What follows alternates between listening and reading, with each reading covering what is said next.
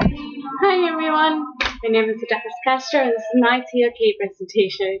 Wish me luck! To what extent does discipline turn into abuse? To start it off, we'll be watching a short video. Keep in mind whether if it's discipline or child abuse. Your hair is gone. What was that? Because I was about to take your eyebrows too. Your hair is gone. You can't get hair back until you decide that you're gonna behave yourself in school. All right? Yes, sir. And then after I cut your hair, we're gonna go back into the room and we're gonna put this belt back to work. And then after I finish whooping your ass, we're gonna go back outside and you're gonna work out like you just came out of boot camp. All right? Yes, sir. Good. Oh, I think that's Mike right there. I think he about. Hold on. You sit your ass right there. You're right here. Oh, we gotta take first steps first.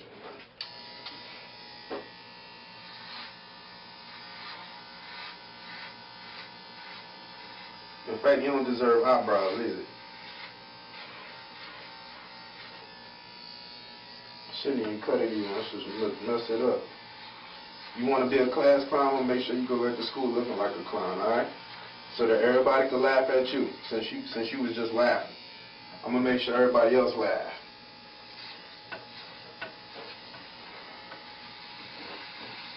Don't you think I got other things to do than keep talking to you about behaving yourself? Yes, sir. Nah, you think I'm just playing with you. Hey, you need a bowl cut. I think you go like that. That's it. That should be it, right?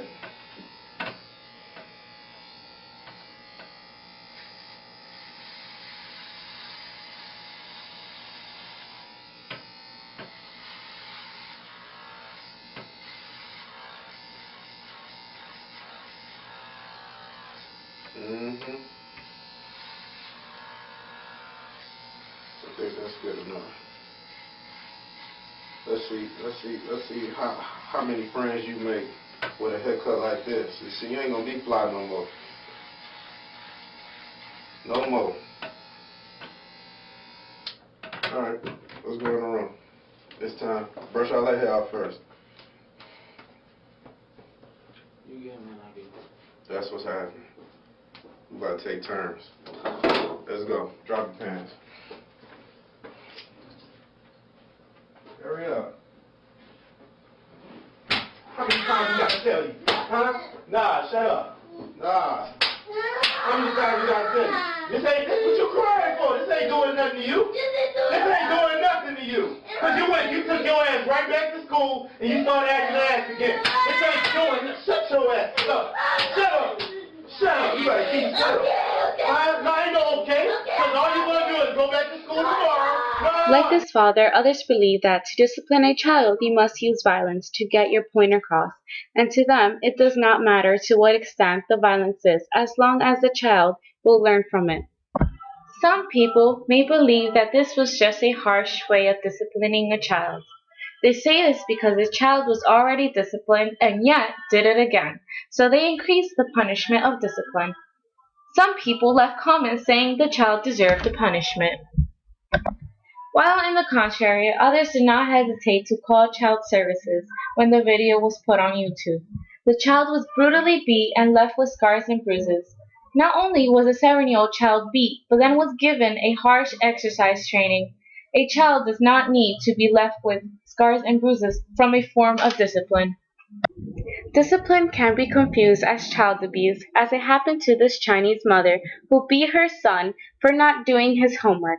The mother believed she was following the traditional Chinese disciplinary practices, although the child services did not believe that when the 8-year-old boy had reddish welts.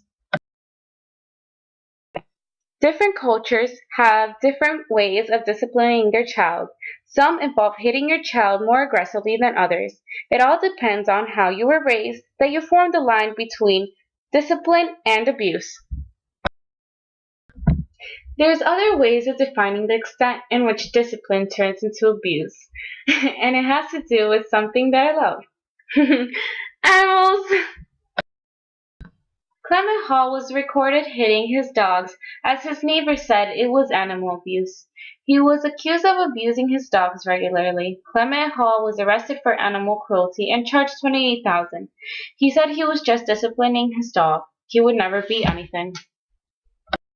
For those animal lovers, hitting your dog is pure animal abuse.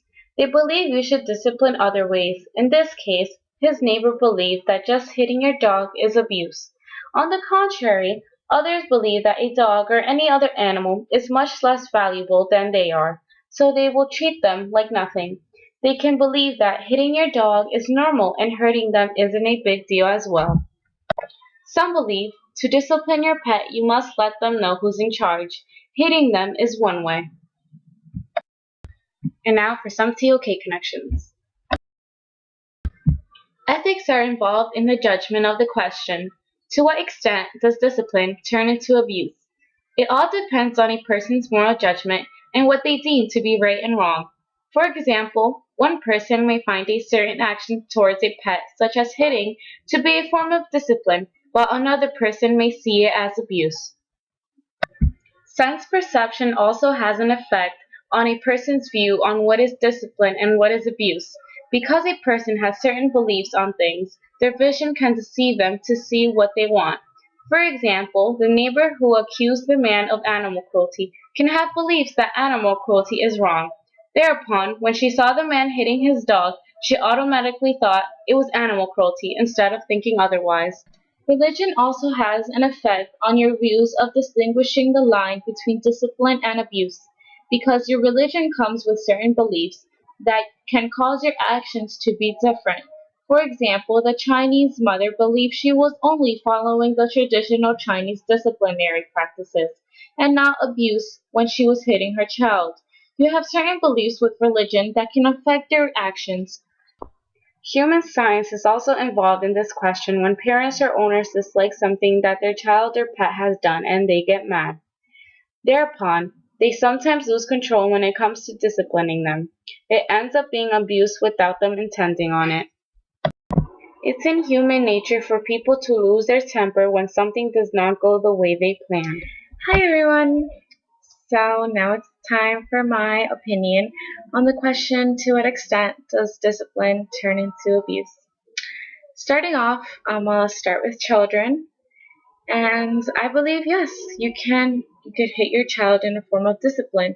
Just don't hit them that hard. They're children. Everything hurts them. And also, the moment you leave scars, bruises, or cuts on your child, that it becomes abuse and no longer discipline. Also, I believe it's abuse if it happens on a regular basis. Your child should not be afraid to be a child, to be a little kid. They should have fun and stuff. And now I'm turning into the culture wise. Yes, everyone has their own beliefs and customs and culture, whatever. But I still believe that the moment that you leave a child or pet in scars, bruises, or cuts, or have them bleeding, is just abuse and no longer discipline. And if that's how you were raised, and that's how you plan on keeping going your tradition or your generation, whatever, change it up. Well, try to. It's still abuse if you do that. If you hurt them with like scars, bruises, making them bleed, it's abuse. It's not discipline. Get that straight. It's not discipline. It's abuse. And now with animals, I believe that the same thing goes for them. If you leave scars, bruises, cuts, whatever, that's abuse. That's not right. Um, that's not discipline. Discipline them another way. Pets are very smart. They'll understand. You can discipline them another way. But if you believe in physical violence, physical discipline, you can get a newspaper and hit them in the tushy or something. But don't actually hurt them. They're awesome and nice. And yeah, just don't hurt them. I love animal and children, and I believe in no abuse. Discipline the right way.